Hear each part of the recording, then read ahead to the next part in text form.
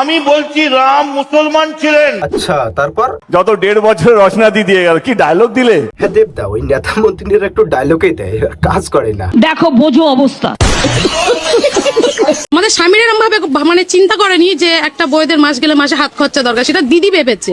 এর থেকে উপকৃত দিদির কাছে আমরা আর কিছু বলতে পারবো না, মানে ভাষাই নেই কোন। লক্ষ্মীর ভান্ডারের 500 টাকা করে বাড়িয়ে দিয়েছে, তার জন্য কিছু কিছু মহিলা এত খুশি হয়েছে যে খুশিতে আত্মহারা হয়ে নিজের স্বামীদেরকে কি বলবে সেই ভাষাটা খুঁজে পারছে না। এর থেকে বোঝা যায় যে এই মহিলাগুলো কত স্বার্থপর। আর স্বার্থপর কেন বললাম তারও প্রমাণ দিচ্ছি, একটু দয়া করে সবাই ধৈর্য সহকারে বসে পড়ো।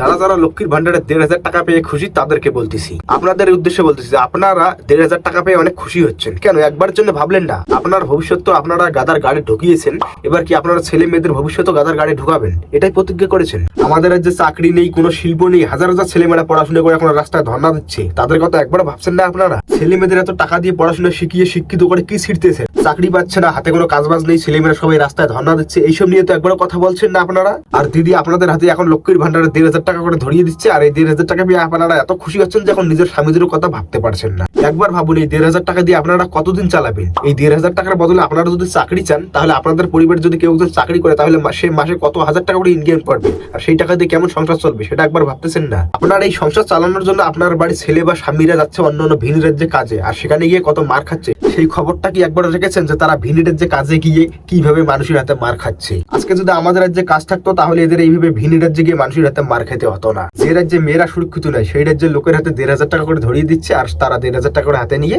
খুশিতে নাচতেছে। 500 টাকা বেড়েছে, আমরা খুবই আনন্দ, খুবই খুশি। ঠিক আছে কাকিমা, অনেক হয়েছে, 1,500 টাকা পেয়েছেন, এবার বাজারে গিয়ে মাছ কিনুন আর সেই মাছের ঝোল দিয়ে বাড়িতে ভাত খেয়ে আরামসে শুয়ে পড়ুন। ঘটনা ঘটেছে, আমরা 3 জন হাজবেন্ড ওয়াইফ আমরা এসেছি তারাপীঠে। এই ঘটনাটা শুনুন, এই দিদির ফ্যামিলি সহ গিয়েছে তারাপীঠে বেড়াতে, আর সেখানে গিয়ে একটা হোটেল ভাড়া নিয়েছে। সেখানে তারা তাদের পরিবারের কেউ সদস্য বাথরুমে স্নান করতেছে, আর সেই স্নান করার ভিডিও একজন পুলিশ রেকর্ডিং করতেছিল। তাহলে ভাবুন আমরা কোথায় আছি, কোন রাজ্যে আমরা বাস করতেছি। আমাদের কোথাও কোনোভাবে বিপদ হলে আমরা সুরক্ষিত পাওয়ার জন্য পুলিশের কাছে যাব, আর সেখানে যদি পুলিশে এরকম কাজ করে তাহলে ভাই আমরা কোথায় যাব? এত কিছু হওয়ার পরেও কিছু কিছু বৌদি কাকিমারা বলতেছে যে 500 টাকা বেড়েছে, আমরা খুবই আনন্দ, খুবই খুশি। এটা কি মানা যায়? রেকর্ড হবে, রেকর্ড। হ্যাঁ দিদি, রেকর্ড তো হবে। আমাদের পশ্চিমবঙ্গে এত সুন্দর কাণ্ড কারখানা চলতেছে, এইসব নিয়ে তো আমরা রেকর্ড গড়বো। লজ্জা লাগা দরকার। যেখানে আপনারা রচনা বন্দ্যোপাধ্যায়কে চাইবেন সেখানে আপনারা আমাকে পাবেন। তাই নাকি দিদি? তে বলছি আপনাকে একটু আমার ঘরে লাগতো। আরে কাকা ওটা না, আরে আমার ঘরটা একটু ভাঙা তো, এই জন্য একটু বলছি দিদিকে যদি আমার ঘরে এসে একটু ভালো করে দিত। যতদিন না ভোট শেষ হচ্ছে আমি আপনাদের সাথে আছি, আমি আপনাদের পাশে আছি। এটা আবার বলা লাগে? এটা তো আমরা জানি, ভোট আসলে নেতা মন্ত্রীরা এসির ঘর থেকে বাইরে বেরিয়ে আসবে, তখন তারা জনগণের সাথে থাকবে, পাশে থাকবে, এমনকি রান্নাঘরে গিয়ে রান্না পর্যন্ত করে দেবে। আর যেমনি ভোটটা পেরিয়ে যাবে তেমনি জনগণের পদে লাথি মেরে আবার নেতা মন্ত্রীরা এসির ঘরে গিয়ে নাকে তেল দিয়ে ঘুমাবে। এটাই তো হলো নেতাদের কেলমা। सारे मिलके हमको पागल बना रहे। मुद्दे लाख बुरा चाहे तो क्या होता है? वही होता है जो नेता मंत्री चाहता है, बिना ऑयल से पब्लिक क्या गार मारता है। মানুষ নির্বাচিত করেছে তৃণমূল কংগ্রেসকে। আরে দিদি, যে কোনো পার্টিকে মানুষই নির্বাচিত করে, মানুষ ছাড়া কি গরু ছাগল এসে আপনাদেরকে নির্বাচিত করবে? আর এমনি যেহেতু গরু আপনাদের দেখলে একটু ভয়ে পায়। আমি ভাবলাম দুটো লাইন বলতে হবে, বলে দেবো, কিন্তু রচনাদি দিয়ে গেল, কি ডায়লগ দিলে। হ্যাঁ দেবদা, ওই নেতা মন্ত্রীরা একটু ডায়লগই দেয়, কাজ করে না।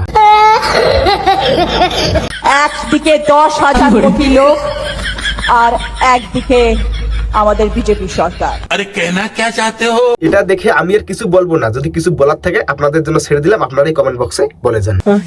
আমি বলছি রাম মুসলমান ছিলেন। আচ্ছা, তারপর? হিন্দু ছিলেন না। আপ কাহা তে জ্ঞানী বাবা?